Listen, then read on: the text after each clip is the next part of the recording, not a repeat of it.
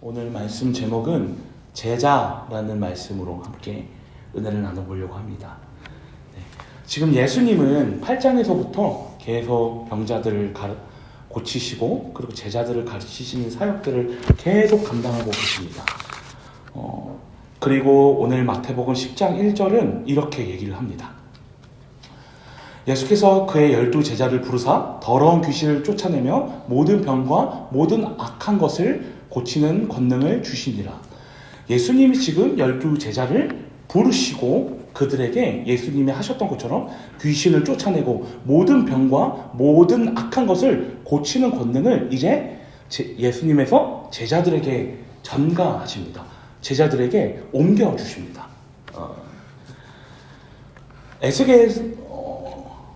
에스겔에서 34절부터 34장 15절부터 16절 함께 읽어보겠습니다. 내가 친히 내 양의 목자가 되어 그것들을 누워있게 할지라 주 여호와의 말씀이니라. 그 잃어버린 자를 내가 찾으며 쫓기는 자를 내가 돌아오게 하며 상한 자를 내가 싸매주며 병든 자를 내가 강하게 하려니와 살찐 자와 강한 자는 내가 없애고 정의대로 그것들을 먹이리라. 네, 여기 놔둬주시고요. 예수님은 지금 복음을 전하고 계시잖아요. 이 복음은 하나님 나라 복음입니다. 이 하나님 나라의 복음은 무엇이냐? 하나님의 통치가 이제 예수 그리스도로 인하여 이곳에 임하게 되었다라는 선포입니다. 하나님 나라의 통치가 임하는 것에 특징이 있는데 그것은 회복입니다. 하나님 나라의 통치가 임한 곳에는 회복이 일어납니다. 그 회복이 가시적으로 보인 것 중에 하나가 병자들이 고쳐지고 귀신들이 쫓아내지는 그런 어떤 능력과 이적들이 보이는 것이에요. 이것이 하나님 나라의 통치를 가시적으로 보이는 것입니다. 근데 여러분 지금 아까 마태복음 10장 1절 한번 펴주시죠. PPT. 제자들에게 예수님이 이 권능을 옮겨주셨어요. 왜요? 하나님 나라의 복음을 전하게 하기 위해서. 그래서 제자들도 복음을 전하면서 병든 자들을 고치고 귀신을 쫓기도 할 수 있었습니다. 근데 여러분 이 권능이라는 것이 어떻게 보면 기적인데 사실 이 권능 안에는 어떤 권능을 보이셨는가 어떤 기적을 보이셨는 것보다 더 중심적인 게 있어요. 예수님은 권능을 펼치신 이유가 어떤 자신을 뽐내기 위해서가 아니셨습니다. 그렇다면 예수님의 그 병자들을 고치시고 귀신을 쫓은 그 마음의 중심에는 어떤 것이 있으셨을까요? 다시 에스겔서 34장 한번 펴주시죠. 6절. 네. 그 다음 절. 한번 다시 읽겠습니다. 시작. 그 잃어버린 자를 내가 찾으며 쫓기는 자를 내가 돌아오게 하며 상한 자를 내가 싸매주며 병든 자를 내가 강하게 하려니. 네, 여기까지. 그 다음에 15절 한 번만 다시 보여주시죠. 제가 읽어드리겠습니다. 내가 친히 내 양의 목자가 되어. 하나님이 지금 직접 백성들의 자신이 백성들의 목자가 되셔서 그들을 싸매시고 고치시고 회복시키신다고 말씀하셨습니다. 그래서 그 하나님이신 예수 그리스도께서 이 땅에 오셔서 그 잃어버린 양들을 고치시고 회복시키시고 다시 통치하시는 것들이 구약에서부터 예언되었고 지금 마태복음은 그것을 성취하시는 예수님을 보이고 있습니다. 이 성취의 중심에는요, 단순히 내가 이런 걸 할 수 있어, 내가 이런 걸 너희에게 뽐낼 거야 라는 그 중심에는요 어떤 마음이 있었냐면 목자의 마음이 있었습니다. 예수님은 목자시니까요. 이 목자의 마음 어떤 마음일까요? 긍휼히 보시는 마음입니다. 마태복음 9장 PPT 넘겨주시죠. 네, 함께 읽어보시겠습니다. 시작. 무리를 보시고 불쌍히 여기시니 이는 그들이 목자 없는 양과 같이 고생하며 기진함이라. 예수님은 9장에 지금 병자들과 회복이 필요한 자들과 길 잃어버린 양들 같은 자들을 보면서 마음 아파하셨어요. 긍휼히 여기셨어요. 이 긍휼이라는 표현이요 성경 안에 상당히 많이 나옵니다. 예수님이 불쌍히 여기시고 예수님이 어여삐 여기시고 예수님이 긍휼히 여기신다라는 표현이 상당히 많이 나옵니다. 이 긍휼이라고 하면은 우리는 대부분 이런 생각을 합니다. 드라마를 볼 때 어떤 여주인공이 어떤 슬픈 일을 겪게 될 때 아이고 어쩌냐 안타까워서 이건 공감이죠. 이 마음은 공감입니다. 긍휼은 그거보다 더 깊은 표현입니다. 원어의 뜻을 풀어보자면요. 이제 태아를 품은 임산부가 아이를 낳을 때에 그 자신의 그 태가 찢어지는 고통이 있잖아요. 그 고통이 나에게 체휼되는 것, 한 생명이 나올 때까지의 그 고통이 자신에게 공감되는 것, 이것이 느껴지는 것, 이 고통이 나에게 직접적으로 와닿는 것을 긍휼이라고 합니다. 그 정도로 타인의 슬픔이 나에게 공감되는 것. 예수님은 단순히 그들의 마음을 공감하신 것을 넘어서 자신의 아픔으로 받아들이셨습니다. 예수님의 권능은 사실 보이는 것이에요. 근데 이 권능을 왜 하셨는가? 예수님은 왜 그들을 회복시키셨는가? 예수님은 병자들을 왜 고치셨고 예수님은 왜 귀신을 쫓아내셨는가? 그들이 갖고 있는 그 고통, 그 슬픔이 자신의 일로 여겨졌기 때문입니다. 예수님은 제자들을 부르셨을 때 단순히 권능을 주신 것이 아니라 자신의 긍휼의 마음을 알려주고 싶으셨을 겁니다. 야, 쟤네가 회복이 필요한데 사실 이것보다 내 마음을 좀 알아줘. 내가 왜 저들을 회복시키고자 하는지, 저들에게 왜 복음을 전하고자 하는지, 내가 저들을 왜 귀신을 쫓아내고 왜 저들의 병을 고치고자 하는지, 내가 저들을 긍휼히 여기는 그 마음을 너희도 헤아려야 돼 라는 마음에 이들에게 부르셔서 많은 것들을, 그 병자들을 고치시는 것들을 보게 하시고 이제는 그들에게 그 일들을 맡기셨습니다. 우리가 여기서 첫 번째 알 수 있는 것은요, 이 세상에 예수님은 우리를 제자로 부르셨습니다. 제자의 첫 번째 원칙은요, 예수 그리스도의 긍휼을 담는 것입니다. 예수님의 그 마음의 긍휼을 구하는 자들입니다. 제가 청량리역이나 의정부역에서 홈리스 분들의 사역을 하면서 제일 많이 들었던 얘기가 저 사람들 왜 도와줘라는 말이었어요. 사실 저도 마음 가운데 그런 마음이 많이 들 때가 있습니다. 내가 이렇게 돕는 게 맞나? 이렇게 해도 뭔가 밑빠진 독에 물 붓는 것 같고, 또 저분은 다시 저 자리에 나오셔서 또 술을 드시는데 내가 이걸 하는 게 맞나? 라는 생각이 들어요. 인간적인 계산과 합리적인 걸 이제 계산을 하면요. 근데 사실 그리스도인들이, 제자들이 타인을, 이웃을 섬기고 이웃에게 다가가는 것은 합리성과 계산으로 움직여지는 것이 아닙니다. 제가 앞에 말씀드린 것처럼 예수 그리스도가 긍휼히 여기시기 때문에 우리는 움직이는 것입니다. 예수 그리스도께서 저 영혼을 긍휼히 여기시기 때문에. 그런데 우리에게 여전히 계산과 어떤 합리성이 먼저 보인다면 우리는 아직 예수 그리스도의 긍휼한 마음을 품지 못한 것일 수 있습니다. 여러분, 제자에게 필요한 것은 기능과 어떤 탁월함이 아닙니다.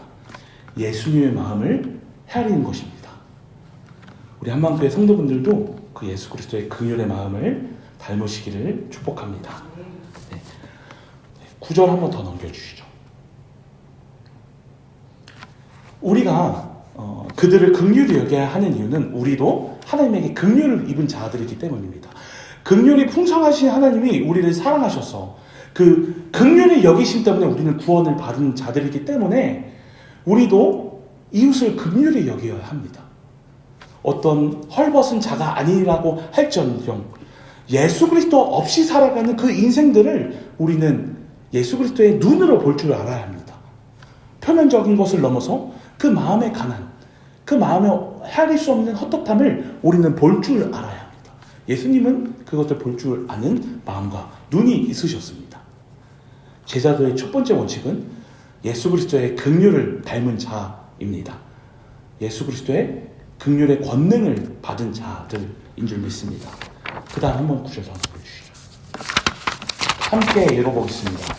예수께서 이 12를 내보내시며 명하여 이르시되 이방인의 길로도 가지 말고 사마리아인의 고을에도 들어가지 말고 한 번 더 오히려 이스라엘 집에 잃어버린 양에게로 가라 아멘. 이 말씀을 보면요, 지금 예수님이 야, 너네 딴 데는 절대 가지 말고 이스라엘에만 가. 너네 동네에만 가. 양주 고암동에만 가. 여기서 벗어나지 마. 라고 얘기하신 것처럼 들려요. 실제로 뜻도 그렇습니다. 너희가 딴 데 가려고 하지 말고 일단 이스라엘, 너희 동네에 가서 복음을 전해. 그러면 예수님은 지금 선교에 대해서, 전도에 대해서 확장하기를 원치 않으시는 걸까요? 아니죠. 예수님이 마지막 지상 명령이 뭐죠? 너희가 온 유대와 어디죠? 사마리아 땅끝까지 내 증인이 되라고 우리에게 명령하셨잖아요. 예루살렘과 온 유대와 사마리아 땅끝. 점점점 우리는 예수님이 우리에게 명령하신 지상 명령이 확장되는 것을 알고 있습니다. 이 얘기는 지금 두 가지를 얘기하고 있습니다. 첫 번째, 하나님 나라의 임함이 긴급하니까 일단 너희가 동네에 가서 먼저 전해. 예수님은 지금 촉박함을 제시하십니다.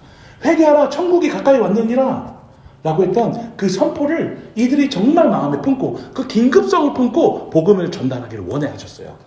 그리고 이 이스라엘, 이 유대 땅에 먼저 믿는 자들을 모으셔서 그 공동체로 하여금 교회 공동체를 세우시고, 우리가 사도행전을 가면요, 이 이스라엘에 뿌렸던 이 제자들이 전했던 이 복음을 믿고 사도행전 믿는 자들이 점점 몇천 명이 되도록 구름대처럼 많아집니다. 이것은 이제 선교를 감당할 수 있는 본 기지가 됩니다. 이스라엘이, 예루살렘이. 예수님은 두 가지 측면을 말씀하신 거예요. 긴급성과 어떻게 보면은 선교의 기지가 될 만한 그 중심에 대해서 지금 얘기를 하고 계신 것입니다. 중요한 것은 제자들은 자신들이 어디로 가야 할지 알았다는 것입니다. 제자들은 실제로 다른 사마리아로도 가지 않고요, 어디 딴 데로 가지 않았습니다. 예수님이 말씀하신 이스라엘의 집 잃어버린 양에게 갔습니다. 우리가 여기서 배울 수 있는 것은 무엇일까요? 제자는 어디로 가야 할지, 우리를 어디로 보내셨는가를 아는 자들입니다. 제가 예전에 아버지가 슈퍼로 이제 심부름을 보내면 늘 늦게 들어왔어요. 왜요? 슈퍼에는 어디가 저를 유혹하는 것들이 많아요. 과자도 있고요, 초콜릿도 있고요. 그러니까 아빠가 보냈는데도 한 애가 10분 동안 안 오고, 심부름값을 5,000원을 줬는데 그 5,000원을 자기 아버지가 부탁한 걸 안 사고 제가 과자를 사고 이러니까 아버지가 속이 터지는 거예요. 저는 가긴 갔어요, 슈퍼를. 아버지의 말 듣고. 근데 거기서 제가 뭘 해야 할지 까먹었던 겁니다. 우리는 때로 제자의 삶을 살면서 우리가 가긴 가요. 예수님이 원하시는 방법대로, 예수님이 원하시는 곳으로. 근데 때로는 우리가 그곳에서 무엇을 할지 까먹을 때가 있습니다. 제자는 무엇을 하러 보내심을 받은 자들일까요? 하나님 나라의 복음을 전하라. 보냄을 받은 자들입니다. 하나님 나라의 복음은 무엇인가요? 너희가 그곳에 머물면 더 이상 그곳에선 구원이 없다. 회개하라. 외치는 자들입니다. 예수 그리스도는 우리를 삶으로 보내셨고, 때로는 직장으로 보내셨고, 제자들이 어디로 가야 할지 알았던 것처럼 우리는 예수님이 어디로 우리를 보내셨는가를 알아야 합니다. 그리고 그것에서 무엇을 해야 하는가를 명확히 인지해야 하는 자들입니다. 제자는 어디로 가야 하는지 알고, 제자는 거기서 무엇을 해야 하는지 아는 자들입니다. 그 다음 한번 구절 더 넘겨주시죠. 네, 이것도 한번 읽어보겠습니다. 병든 자를 고치며 죽은 자를 살리며 나병 환자를 깨끗하게 하며 귀신을 쫓아내되 너희가 거저받았으니 거저주라. 한 번 더 넘겨주시죠. 너희가 전대에 한 번 더. 여행을 위하여 배낭이나 두벌 옷이나 시이나 지팡이를 가지지 말라. 이는 일꾼이 자기의 먹을 것을 받는 것이 마땅함이라. 아멘. 저희가 8절 한번 펴주시고요. PPT. 네. 예수님은 지금 거저받았으니 거저주라 라는 얘기를 하십니다. 이 말은요, 이겁니다. 그리고 그 9절에는 금이나 은이나 어떤 너희 재물을 챙기지 말고 그냥 가. 배낭 하나 메고 가라는 얘기를 하십니다. 이것은 우리한테 마치 이런 것처럼 들려요. 야, 너희 나가서 굶더라도 그냥 거기서 굶어 죽어 라고 얘기를 하시는 것 같아요. 허나 이것은 지금 그런 표현을 말하는 것이 아닙니다. 먼저는 너희가 거저받았으니 거저주라 라고 하시는 말씀은 사역에 있어서 주님의 일을 섬김에 있어서 그것을 상업적으로 접근하지 말라라고 얘기를 하시는 것이에요. 너희가 은혜로 받은 것은 은혜로 흘려보낼 줄 알아야 한다라고 얘기를 하시는 것입니다.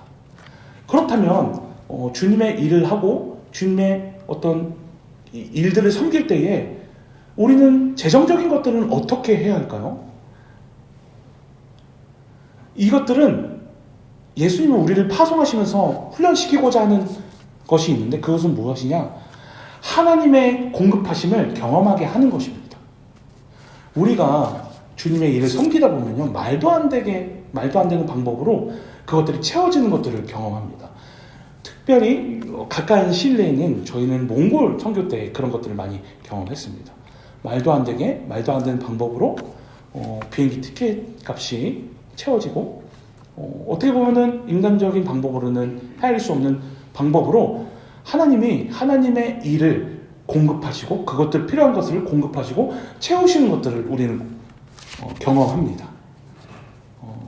근데 하나님의 공급하심은요, 마치 엘리야의 꽈마귀 때처럼 우연을 가장한 은혜로도 오지만 우리의 아주 일상적이고 보편적인 방법으로 하나님은 우리의 것들을 공급하십니다. 그것이 무엇일까요? 직장을 가지신 분들은 직장의 월급으로 하나님이 우리에게 공급하시기도 하고, 사업을 하시는 분들은 사업체의 어떤 그런 금액들을 통하여 사업체를 이끄시면서 버는 수익들을 통하여 하나님은 우리를 공급하십니다. 때로는 우리는 이것들을 잊게 될 때가 있어요.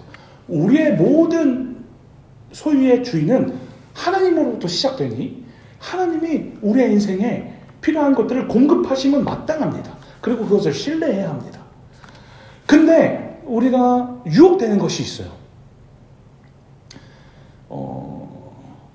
제자됨을 잃게 될 때, 제자가 어디로 흘려보내야 하며 어디로 가야 한지를 잃게 될 때 우리가 맞닥뜨리게 되는 유혹이 있는데, 그것은 내가 여기에 내 일하는 것에 조금만 더 시간을 할애해서 이렇게 하면은 요거보다 돈을 조금 더 벌 텐데, 내가 일하는 것에 조금 더 몰두하면 내가 이만큼 좀 더 벌 텐데 하면서 조금씩 그 시간이 많아지고, 점점 더 우리는 어떻게 보면은 주님에게 할애된 시간보다 나의 어떤 주님의 일이라는 것을 가장 한 채 자신의 것들을 채우기 위해서 내 일에 좀 더 시간을 두는 유혹에 들기도 합니다. 마틴 루터는 이렇게, 종교개혁자 마틴 루터는 이런 얘기를 했습니다. 하나님은 우유 짜는 하녀의 손을 통해서 일하신다. 우리의 일상적인 일을 통하여 하나님은 일하시고 우리를 공급하십니다. 그런데 하나님의 공급하심을 넘어서 우리가 욕심을 부려서 그것들에 더 우리의 마음을 쏟는 것은, 그것은 어떻게 보면 하나님의 공급하심을 신뢰하지 못하는 것입니다. 그의 나라와 그의 의를 구하라. 그리하면 이 모든 것을 너에게 더하시리라. 우리가 욕심을 부리는 이유는 그것이 나에게 부족하다고 여기기 때문입니다. 우리가 욕심을 부리는 이유는 하나님의 공급하심을 전적으로 신뢰하지 못하는 것일 수 있습니다. 여러분, 하나님은 우리의 필요를 너무 명확히 아십니다. 그리고 언제, 어떻게, 얼만큼 주어야 하는지를 명확히 아십니다. 우리는 그것 때문에 염려해요. 염려라는 표현은 원어로 표현하자면 마음이 두 갈래로 갈라지는 것을 말합니다. 성경에도 말하는 것은. 우리는 때로는 물질 때문에, 때로는 어떤 어려움 때문에 우리의 마음이 갈라지는 것들을 경험합니다. 걱정하지 마십시오.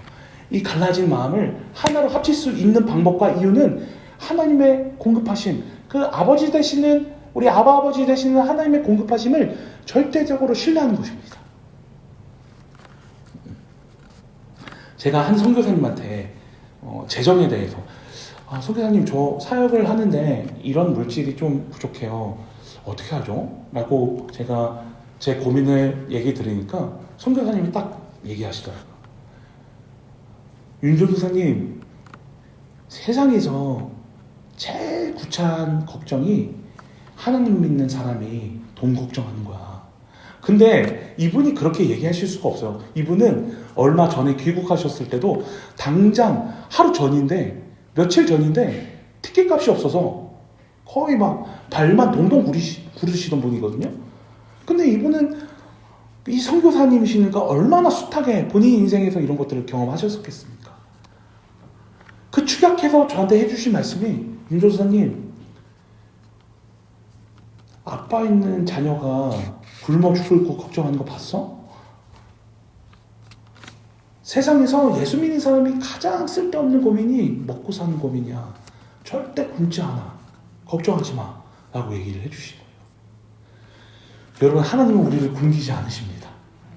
하나님은 어떻게 보면 우리에게 얼마나 어떻게 무엇이 필요한지를 너무 명확히 잘 아시는 분입니다.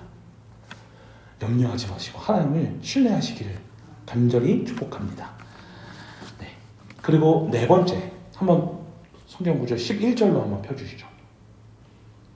12절.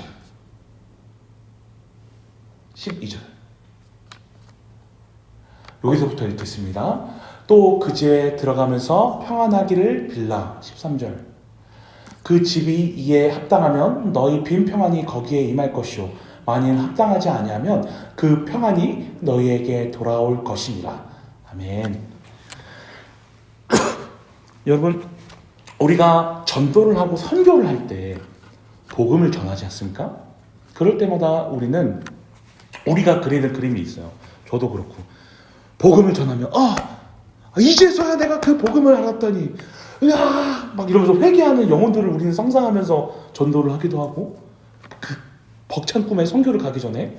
근데 그런 분들이 많은가요? 전도지를 나눠주면은 이게 제가 말로만 듣던 예수 그리스도의 복음 하면서 오는 사람들이 많던가요? 아니면 그 복음을 무시하는 사람들이 많던가요? 그러면 여러분, 그것을 받고 회개함으로 가슴을 치며 나오는 사람이 있다면 그 전도는 성공한 것이고, 그것을 거부한다면 그것은 실패한 것일까요? 오늘 예수님은 그렇지 않다라고 얘기를 하신 거예요. 세 번째는요, 제자의 삶은 실패가 없다라는 것을 우리는 깨달아야 합니다.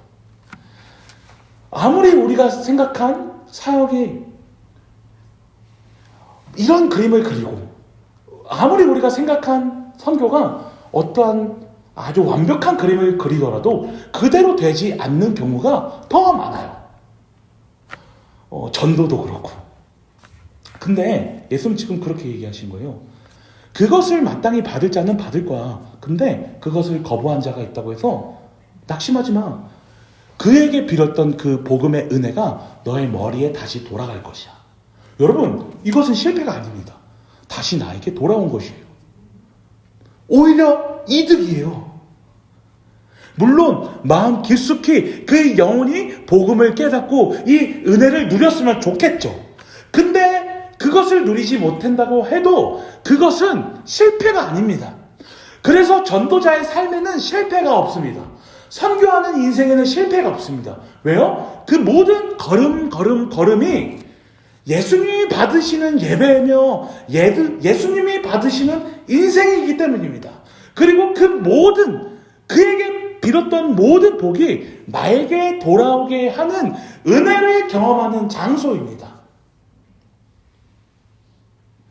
제자가 복음을 전하는 삶에는 실패가 없습니다. 설령 그것이 기능적으로 조금 어리숙하고 버벅거리더라도 결코 제자의 삶에는 실패가 없습니다. 여러분에게 제 리스크를 하나 얘기를 하자면요. 저는 원래 앞에 서면은 상당히 떨어요. 제가 예전에 레크레이션 알바를 잠깐 했었거든요. 개그맨이 꾸밀 때. 그때 막 레크레이션 알바를 앞에서 하는데 여러분 묘하게 있잖아요. 안 들어도 되는 얘기는요. 꼭 들려요. 어떻게 들릴까요? 막 멘트를 하고 갑자기 좀 조용해진 찰나에 누가 저기서 더럽게 재미없네. 이 얘기가 제 귀에 딱 꽂힌 거예요. 그게요, 여러분. 안 떨어져요, 마음에. 근데 진짜 웃긴 게 제가 여기 여러분을 웃기려고 선 것도 아니잖아요. 근데도 그냥 앞에 서는 것 자체가 전 떨려요. 그게 되게 마음이 깊었나 봐요, 저한테. 제가 처음 설교를 이제 할 때, 지금은 그렇지 않는데, 제가 원하지 않는데도 이 다리가 진짜 그 개다리 춤 추듯이 덜덜덜덜 떨렸어요. 원래는 막 이렇게. 목소리도 막 떨리고. 연습을 하는데도 그렇게 떨리더라고요. 제가 이거는 연습할 게 아니고 기도를 해야겠다 해서 기도를 했습니다. 하나님, 저 그 얘기가 자꾸 떠올라요. 그때 저한테 돌아왔던 그 돌이 자꾸 생각나요. 제가 웃기려고 하는 거 아닌데 저는 하나님 말씀 전하려고 하는데 왜 이렇게 떨릴까요? 라고 하니까 저한테 주셨던 말은, 설교에는 실패가 없어. 제자의 삶에는 실패가 없다, 현모가. 라는 말입니다. 여전히 저는 설교를 하면서 여러분 앞에서 많이 버벅거리기도 하고 많이 능숙하지 못해요. 근데 저는 제가 믿는 것 하나는 인간의 부족을 덮는 하나님의 은혜가 있음을 저는 믿습니다. 그리고 이 은혜를 이런 부족하고 연약한 인생을 덮으실 때에 저는 지금 다리를 떨지 않고 여전히 이 마음 가운데 전하고 싶은 이 불같은 마음을 저에게 허락하신다는 사실입니다. 저는 이것으로 사역을 합니다. 저는 이것으로 말씀을 전합니다. 여러분, 그리스도인의 인생에는 그리스도께서 받으시는 인생이기 때문에 그 인생이 철푸덕 엎어지더라도 좀 버벅거리더라도 실패가 없습니다. 왜요? 원래 우리의 어떠함 때문에 가는 인생이 아니라 그리스도의 은혜로 말미암아 가는 인생들이기 때문입니다. 네, 마지막 구절 한번 보여주시죠. 마지막 PPT. 네. 이제 마무리를 좀 하려고 합니다. 요거는 제가 좀 더 다시 설명을 드릴게요. 오늘 우리는 말씀에서 첫 번째로 제자는 예수 그리스도의 긍휼의 마음을 아는 자들입니다. 예수님이 많은 권능을 행하신 이유는 그들을, 그 길 잃은 양들을 보며 아파하는 그 긍휼이 있으셨고 그것으로 인하여 그들을 치료하신 권능이 있었습니다. 예수님이 제자들의 권능을 허락하신 이유는, 그리고 그 방법은 저 영혼들을 보며 긍휼히 하셨던 예수님 마음을 헤아림으로 가는 것입니다. 제자도의 첫 번째는 예수 그리스도의 긍휼의 마음을 구하는 자들입니다.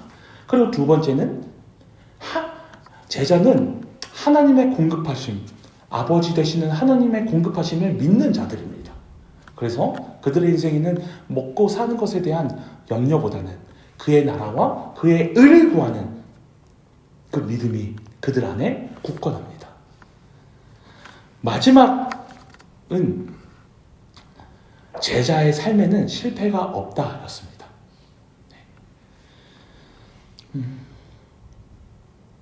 제자는 이 세상에서 이웃 영혼들을 향한 그리스도의 긍휼을 공감합니다. 그리고 아파하시는 곳에, 주님이 아파하신 곳에, 그리고 아파하고 우는 자들이 있는 곳에 우리의 시선이 닿기를 원해하십니다. 그곳에 갈 때 우리는 아버지, 우리 아버지 되시는 하나님을 신뢰하면서 나아갑니다. 그리고 상황이 실패적으로 보이더라도 그들 제자의 인생은 실패가 없음을 우리가 믿길 원합니다. 이 문장은요, 저희 성서대학교에서 있던 초대 총장님이 쓰셨던 글귀입니다. 함께 읽어보겠습니다. 1년에 거두려거든 곡초를 심고 10년에 거두려거든 나무를 심으라. 100년에 거두려거든 사람을 심고 영원히 거두려거든 복음을 심으라. 아멘. 여러분, 나중에 우리가 하나님 앞에 나아간다면 우리가 하나님 앞에 곡초를 심는 것이지 않겠습니까? 나무를 심는 것이지 않겠습니까? 얼마나 많은 사람들한테 인정을 받을 것이지 않겠습니까? 아니요. 하나님 앞에 서면 우리가 복음을 심은 그 영혼들이 하나님 앞에 우리의 상급으로 나누는 줄 믿습니다.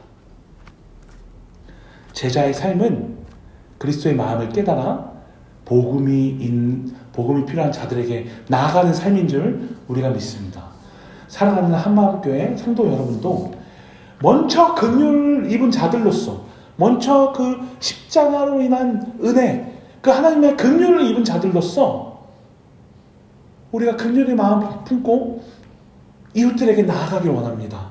그리고 그들에게 그리스도의 복음을 전하는 우리 사랑하는 한마음교회 성도분들 되시기를 주님의 이름으로 축복합니다.